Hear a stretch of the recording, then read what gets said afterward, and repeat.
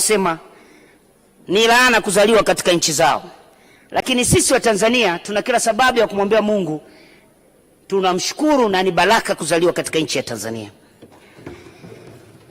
Kwanza naishukuru serikali kwa uwekezaji mkubwa waliofanya kwenye miundombinu, na hii ndio inatupatia mwelekeo wa taifa letu linaelekea wapi. Mheshimiwa Mwenyekiti, uwekezaji mkubwa uliofanyika kwenye miundombinu katika taifa letu, tukianza kwenye miundombinu ya usafirishaji, Mheshimiwa Waziri Mkuu ametusomea taarifa yake hapa, lakini sisi wenyewe tumeona kwa macho, tumetumia miundombinu hiyo. Tunaishukuru sana serikali kwa kusimamia na kuhakikisha tunafika tulipofika. Mheshimiwa Mwenyekiti, serikali ya awamu ya 6 imeingia madarakani wakati tumetoka kwenye mtikisiko, lakini bado wameweza kushika usukani na kuhakikisha kwamba nchi yetu inaendelea kuwa imara, na yale tuliyojipangia yameendelea mpaka tumefika leo. Mheshimiwa Mwenyekiti, tukiangalia uwekezaji mkubwa, watu wote tulikuwa tunafikiria hivi tunakwendaje? Wote hapa sisi ni watu wazima. Fikiria tu nyumbani mpo watu wawili, akatokea mmoja akafariki au baba akafariki, namna ambavyo unayumba kujikusanya ili uendelee kuiendesha familia, au mama amefariki, baba atakavyoyumba kuiendesha familia. Lakini sisi tumeondokewa na rais na ambaye alikuwa ni dereva, na bado tumechukua nchi na tumetulia, miradi yote imekamilika. Tuna kila sababu za kumshukuru Mungu, lakini na kuwashukuru viongozi wetu kwa moyo wao wa dhati wa kuipenda nchi yetu na kujitoa kuitumikia Tanzania. Tunawashukuru kwa ajili ya kukamilisha bwawa la umeme la Mwalimu Nyerere. Mheshimiwa Mwenyekiti, rais anakabidhiwa nchi hii ya Tanzania au nchi za Afrika zilizo nyingi. Unakabidhiwa watu, unakabidhiwa na bajeti na mipango. Haukabidhiwi fedha kwamba fedha hii ndio ya kufanyia mambo hayo uliopewa uyatekeleze. Wewe utajua mwenyewe unakwenda kutafuta wapi. Rais anaanza kuhangaika. Ndio inapotokea issue inaitwa cash budget. Ukakusanye ndipo uendeshe nchi. Ni jambo ambalo kwa kweli linahitaji kiongozi mwenye moyo, kiongozi mwenye uzalendo na upendo mkubwa kwa watu wake. Tunawashukuru sana. Mmetumalizia bwawa la Mwalimu Nyerere megawati 2115 kwa trilioni 6.6. Lakini mmetujengea SGR ambayo kwa level iliyofika zaidi ya trilioni 10 zimetumika. Lakini Mheshimiwa Mwenyekiti, bado tumekwenda kuboresha afya kwenye nchi hii kwa kiasi kikubwa sana. Hakuna jimbo hapa ambalo halijapewa vituo vya afya na zahanati. Zaidi ya vituo 1300 na vimejengwa kwenye nchi yetu. Lakini Mheshimiwa Mwenyekiti, zahanati zimejengwa za kutosha. Umefanyika uboreshaji mkubwa kwenye hospitali za halmashauri, ikiwepo hospitali yangu ya Iringa Frelimo. Kwa miaka 15 ilikuwa imepelekwa milioni 400 tu, lakini ndani ya miaka hii minne tumepewa zaidi ya bilioni 3 na milioni 550. Mheshimiwa Mwenyekiti, hivi ni vitu vya kuvipongeza. Lakini tumeboresha huduma za elimu kuanzia awali. Tumeelezwa hapa ni kiasi gani tumetumia zaidi ya trilioni 1.2 kwenye elimu ya msingi, kwenye sekondari, kwa miradi ya boost na SEQUIP kwa ajili ya kujenga shule mpya kwenye nchi yetu. Sisi Iringa tu pale shule za sekondari mpya 4, shule ambazo zimejengwa za msingi 4 mpya kabisa, lakini madarasa ya kutosha. Sasa hivi kila mahali kuna madarasa yanabaki. Watoto walikuwa kienda darasani wanakaa wengi, wengine wanasubiri, wametakiwa kuanza Januari, wanakuja mwezi wa 3. Lakini hiyo kitu kwenye nchi yetu sasa hivi imekuwa ni historia. Mheshimiwa Mwenyekiti, tunashukuru sana serikali yetu na viongozi wetu kwa kuyasimamia haya.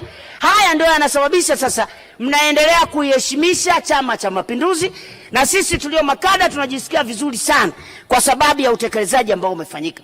Mheshimiwa, kwenye usafirishaji, hii inaonyesha ni namna gani nchi yetu inatoka hatua moja kwenda nyingine.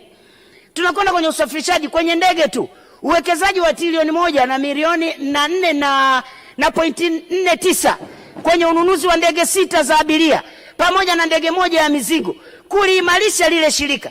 Shirika lile lilikuwa linasafirisha abiria 850,000. Mpaka sasa abiria milioni 3 wanasafiri kupitia ndege za Tanzania. Mapato yameongezeka kutoka bilioni 250 mpaka trilioni 1.5. Unataka kutuambia nini? Huo ndio uwekezaji uliofanyika kwenye shirika la ndege kwenye nchi yetu. Lazima tumshukuru Mungu, lakini tuwashukuru sana viongozi wetu, na sisi tunaendelea kuwaombea kwenye liturujia zetu makanisani. Ndio maana tumeweka kipengele cha kuwaombea viongozi wa taifa letu ikiongozwa na Mheshimiwa Rais. Mheshimiwa Mwenyekiti, baada ya shukrani hizi, yapo mengi ambayo tungesema.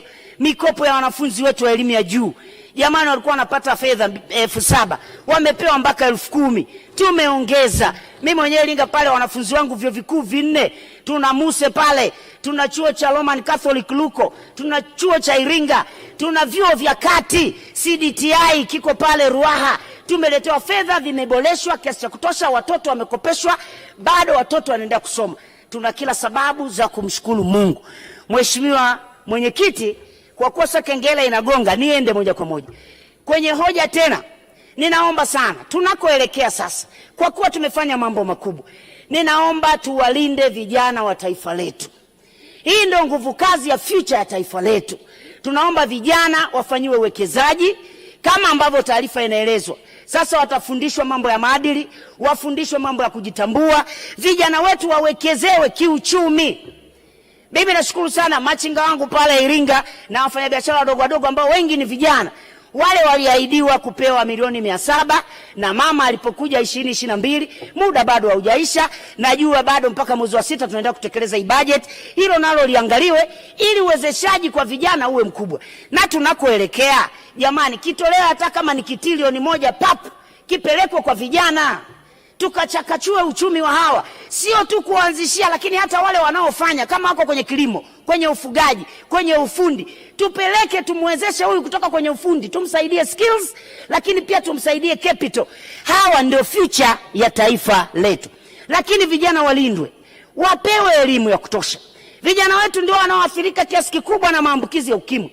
Na mimi sijajua hapa ni watoto au vijana, maana tukisema miaka 15, kuanzia miaka 15 mpaka 24. 15 mimi najua bado ni watoto.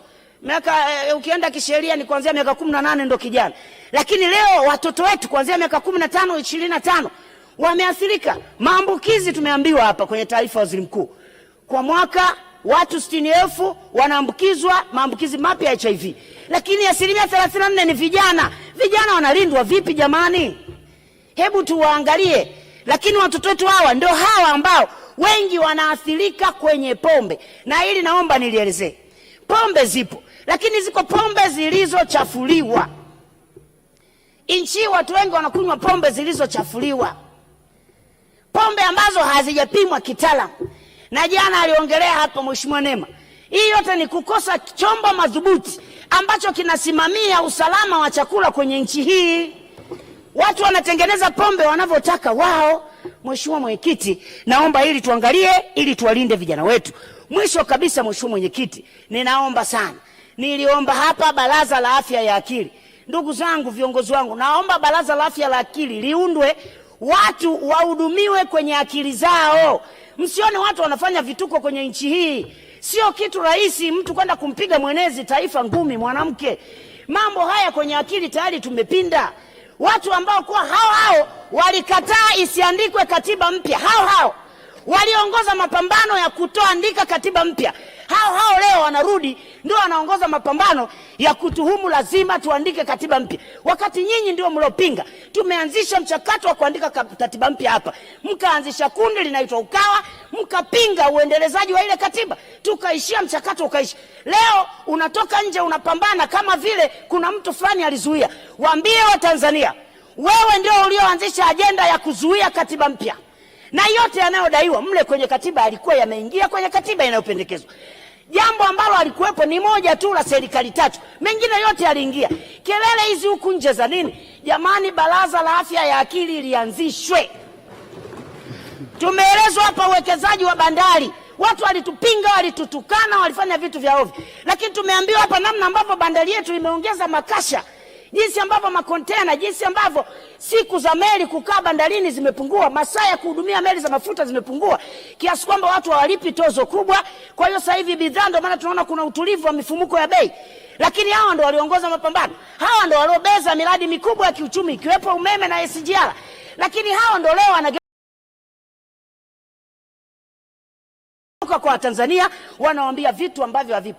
Jamani, tuanzishe baraza la afya ya akili nchini. Asante sana Mheshimiwa. Mheshimiwa Mwenyekiti.